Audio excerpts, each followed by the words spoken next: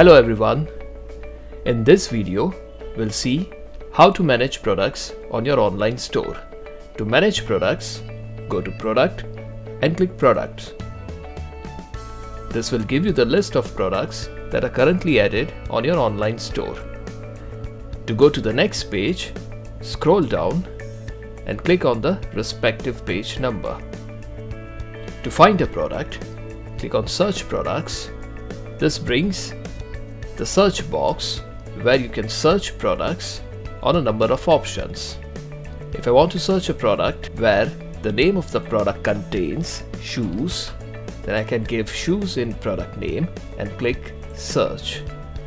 This will give me all those products where shoes is contained in the name of the product. You can also search products on a number of different options such as stock keeping unit code, products that belong to a specific category, or are between a specific range of price, to name a few.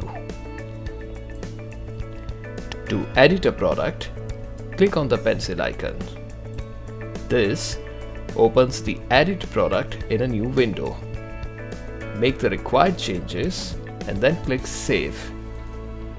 It takes you to the next screen from where you can edit the image of the products. To delete a product image, click on Delete Product Image. It will take a confirmation before deleting. Click OK and the product image will be deleted. To delete a product, click on the delete icon. It will take a confirmation before deleting the product. Click OK and the product gets deleted. If you want to delete multiple products, then select all the products that you want to delete and then click delete.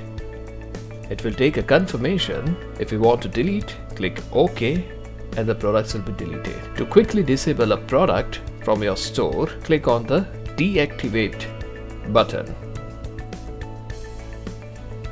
Once you click the deactivate button, the product will not be shown on your online store. However, the product is still available for you in your store admin. To again activate the product, click on Activate button. This activates the product. In this tutorial, we have seen how to manage existing products on your store.